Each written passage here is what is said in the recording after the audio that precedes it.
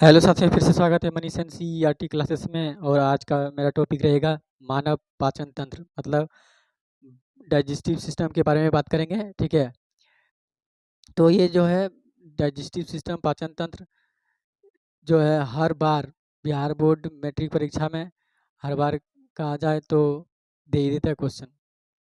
ठीक है, जैसे मानव मानव चित्र के बारे में बात करें तो मानव पाचन तंत्र, डाइजेस्टिव सिस्टम इसको कहते हैं। मानव लंग्स, फेफड़ा, ब्रेन, ये सब दे देंगे। ठीक है, तो इसी में से किसी को दो ठो देता है और आपको बनाना होता है। ठीक है, तो शुरू करते हैं बिना देरी के। श्वसन तंत्र, पाचन तंत्र के बारे में बताएंगे आज। ठीक है, तो सबसे पहले देख लेंगे जो इसमें लिखे हैं, इसके बाद फिर चर्चा करेंगे डायग्राम पे। ठीक है, यानी कि फोटो पे। तो देखिए, पाचन तंत्र और उनके कार्य सबसे पहले जानेंगे। पाचन तंत्र और उनके कार्य के बारे में जानेंगे। तो देखिए, मुंह का पचना प्रारंभ कहाँ से होता है? मुंह से। तो मुंह से यहीं मुंह मुंह से यहीं, यानी कि यहाँ भोजन को चबाया जाता है मुंह में। इसके बाद और उसके साथ क्या मिलता है? लार ग्रंथि, लार मिलता है, लार जो कि लार ग्रंथि से निकल कर आती है, साथ मिल जाता है। साथ ही साथ है ग्रास नली। ग्रास नली किसको कहते हैं? इसको ग्रास नली कहते हैं। ठीक है, जिसके सहायता से भोजन आमाशय में जा जाता है। इसके बाद है ग्रास नली से जो भोजन मुंह से पेट तक ले जाता है, ग्रास नली। ठीक है, इसको ज़्यादा जोड़ पड़ता नहीं है, आराम आराम से अपना काम करता है। ठीक है, इसीलिए आराम आराम से नहीं खाइएगा तो फिर हड़बड़, मतलब जल्दी जल्दी खाइएगा तो फिर ये काम करना बंद कर देता है, फिर हम लोग सड़क जाते हैं। आमाशय। अब पीठ, पीठ क्या होता है? यहाँ अम्ल और एंजाइम, अम्ल और एंजाइम भोजन खासकर प्रोटीन में तोड़ते हैं। कहाँ पे? आमाशय, मतलब स्टमक, पेट में तोड़ने का काम करता है। इसके बाद बारी आती है छोटी आंत का। छोटी आंत या कार्बोहाइड्रेट, प्रोटीन और वसा को पाचन, रस और पित्त की मदद से तोड़ते हैं। अब बात करें सर पित्त क्या होता है, तो पित्त लीवर के नीचे, ठीक नीचे पित्त पर पित्ताशय पाया जाता है, और पित्ताशय से क्या निकलते हैं? पित्त निकलते हैं। तोड़ती है। और पोषक तत्वों को रक्त में, जो पोषक तत्व हैं, जो इम्पोर्टेंट तत्व हैं, उसको क्या करती है? यहाँ पे ये अवशोषित कर लेते हैं, मतलब रक्त के रूप में बदल देता है। इसके बाद आगे है बड़ी आंत। बड़ी आंत का क्या काम है? बड़ी आंत का काम है कि पानी और कुछ विटामिन अवशोषित करती है, और बचे हुए भोजन को ये क्या करती है? ये मल में बदल देती है। ठीक है, और यहीं से जो है मल के द्वारा, गुद्दा के द्वारा ये मल बाहर निकल जाता है। अब बात करें कि गुद्दा क्या होता है। गुद्दा वह हिस्सा होता है जो कि बड़ी आंत का सबसे लास्ट वाला हिस्सा होता है, जो कि वहां से मल का निष्कासन होता है। मल को शरीर से बाहर निकालने का यहाँ होगा, निकालने का कार्य करती है, तथा अंतिम मार्ग भी यही है। यहाँ से मल से कोई मतलब, भोजन से कोई मतलब नहीं, यहाँ से कुछ मतलब नहीं है। गुद्दा के द्वारा जो है मल के रूप में ये निकल जाता है, और वहाँ जाते जाते भोजन अच्छा से पच भी जाता है। इसके बाद है इसके सहायक अंग। सहायक अंग के बारे में बात करें तो पहला है यकृत, दूसरा है अग्नाशय, और तीसरा है क्या? तीसरा है पित्ताशय। ठीक है, ये तीनों जो है महत्वपूर्ण सहायक अंग है हमारे पाचन तंत्र के अंदर। तो पहला है यकृत, दूसरा है अग्नाशय, और तीसरा है पित्ताशय। तो यकृत के बारे में जानेंगे। यकृत क्या करते हैं? यकृत यकृत पाचन के लिए पित्त का उत्पादन करता है। कौन करता है? यकृत करता है। ठीक है, भोजन को पचाने के लिए पित्त का उत्पादन कौन करता है? यकृत करता है। दूसरा नंबर अग्नाशय। अग्नाशय क्या करता है? अग्नाशय पाचन एंजाइम और हार्मोन को स्राव करता है, मतलब वो पाचन और एंजाइम दोनों को क्या करता है? स्राव करता है। इसके बाद है पित्ताशय। पित्ताशय क्या होते हैं? पित्त को संग्रहित करता है। पित्ताशय क्या करता है? पित्त को संग्रहित करना मतलब होता है कि बनाता है। कौन? पित्ताशय बनाता है। और पित्ताशय जब तक मूल के बॉडी के अंदर बनेगा तब तक भोजन अच्छा से पचेगा, और पित्ताशय नहीं बनेगा, पित्त नहीं बनेगा तो फिर भोजन नहीं पचेगा, और जब भोजन नहीं पचेगा तो आदमी बचेगा नहीं, बचेगा, एकदम डिस्ट्रीब्यूटेड हो जाएगा। आगे है यह कैसे काम करता है। ठीक है, तो देखिए, भोजन ग्रास नली से धकेलने और आंतों में आगे बढ़ने के लिए कर्माकुचन नामक तरंग जैसी गतिविधि से गुजरता है। इसके बाद पहला है पाचन। एंजाइम भोजन के बड़े बड़े अणुओं को छोटे छोटे अणुओं में तोड़ना जो रक्त में अवशोषित करते हैं उसको क्या कहते हैं? पा, पाचन। ठीक है। इसके बाद है अवशोषण करना। अवशोषण क्या होता है? अवशोषित पोषक तत्वों को शरीर को ऊर्जा देते हैं, अवशोषण। इसके बाद है अवशिष्ट निष्कासन। अवशिष्ट पदार्थ बड़ी आंतों से गुजरते हैं और पानी के साथ वो क्या होते हैं? मल के द्वारा, गुद्दा के द्वारा बाहर निकल जाते हैं। इसके बाद है, आप बात करेंगे कि मानव पाचन तंत्र भोजन के पथ यात्रा, मतलब मानव जैसे हम लोग कहीं पर यात्रा में जाते हैं उसी तरह भोजन भी यात्रा करते हैं। पथ पथ यात्रा शामिल अंगों और उनके कार्य, जैसे मुंह से शुरू हो जाता है भोजन का पचना भाई। ठीक है।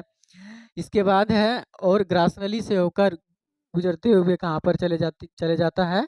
ये चले जाता है पेट में, मतलब आमाशय में चले जाता है। छोटी आंत और बड़ी आंत में जाने के बाद बड़ी आंत में पोषक तत्व का अवशोषण करता है। इसके बाद वो क्या होता है? वो अपशिष्ट पदार्थ को, मतलब जो फालतू की चीज़ें होता है मल के द्वारा, उसको क्या करते हैं? बाहर निकाल देता है बड़ी आंत। बड़ी आंत किसके द्वारा निकालता है? गुद्दा के द्वारा निकालता है। अब चलते हैं डायग्राम की तरफ। ठीक है। तो देखिए, भोजन का पचना कहाँ से शुरू होता है? एक नंबर का क्वेश्चन पूछ देगा आपको, आपसे कि भोजन का पचना शुरू कहाँ से होता है? तो भोजन का पचना होता है मुंह से शुरू। मुंह है, जीवा है और ये लार ग्रंथि है।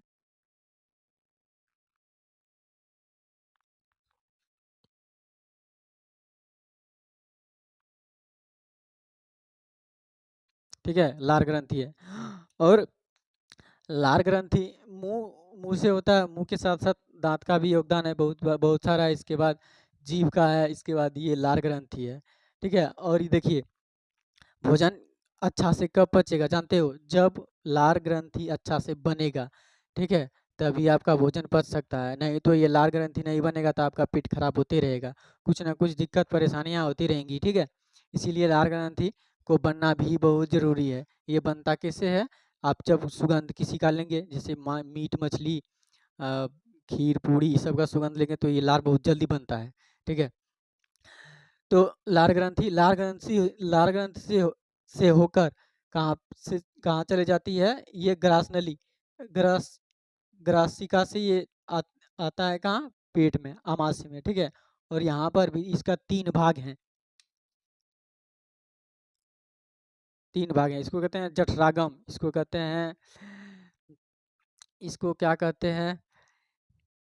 पहले इसको मानते हैं। हालाँकि यहाँ पर 3 हिस्सा है इसके, और इसके पेट अमास के अंदर बहुत नक्शा की तरह, मतलब दुनिया का नक्शा देखे हैं ना, पूरा वर्ल्ड का, उसी तरह एकदम काँटा की तरह मतलब बना हुआ रहता है, ज़िगज़ैग। ठीक है। उसी से क्या करते हैं, ये प्रोटीन और जो विटामिन होते हैं उसको ये वहन कर लेते हैं।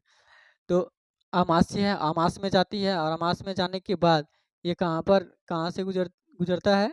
या ये बड़ी आंत में छोटी आंत में चले जाता है। छोटी आंत में देखिए, छोटे आंत में जैसे जैसे यहाँ पर जाएगा उसी तरह बूंद बूंद करके यहाँ पीत का क्या होगा? मिलेगा।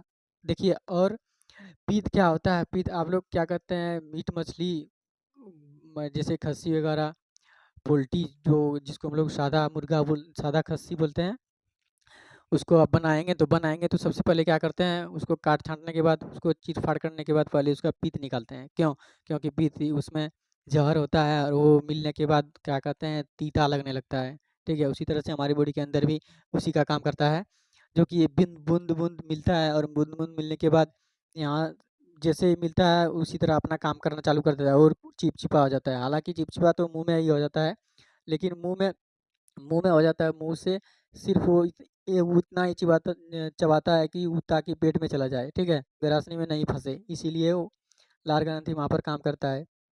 और एक बात और, अगर यदि आप खाते क्या कहते हैं, मुँह से अगर यदि बाहर निकाल देते हैं, तो वो जो है क्या कहते हैं, तुरंत गंध नहीं करेगा, वो थोड़ा देर के बाद गंध करता है, बहुत भयंकर, मतलब भयानक गंध करेगा। वही अगर यदि उल्टी करते हैं, मतलब पेट से घूम के जाएगा, तो आपका जो है ये गला पूरा लहरने लगेगा, मतलब जलन देने लगेगा।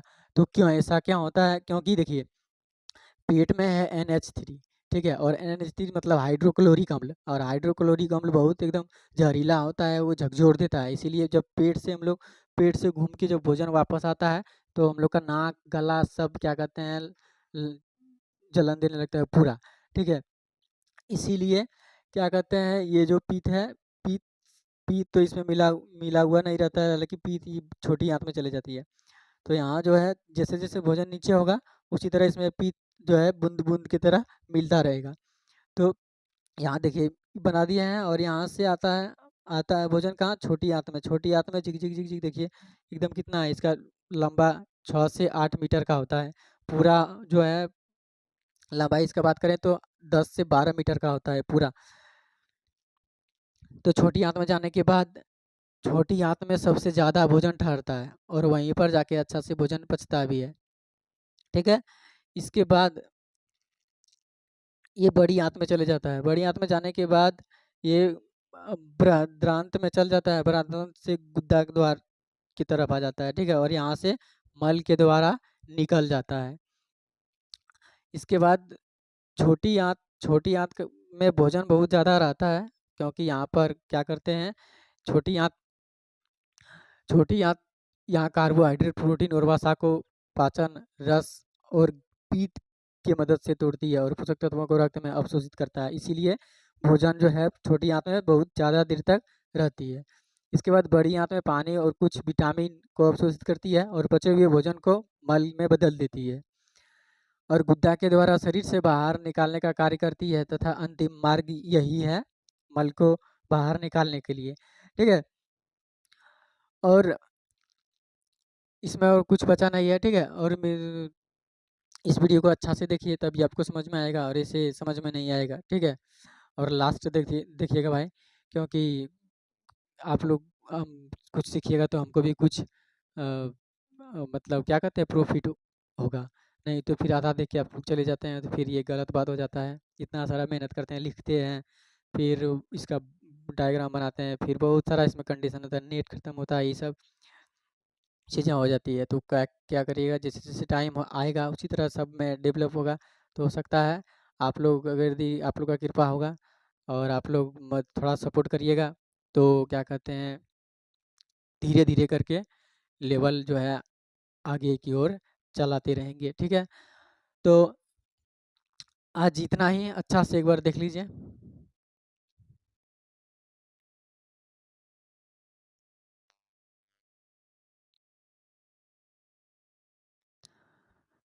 तो देख लिए, तो वीडियो अच्छा लगा तो लाइक करिए, शेयर करिए और कमेंट करिए किस तरह ये जो वीडियो बनाए हैं किस तरह आपको लगा। ठीक है। तो कमेंट करिए और शेयर करिए पढ़ने लिखने स्टूडेंट के पास।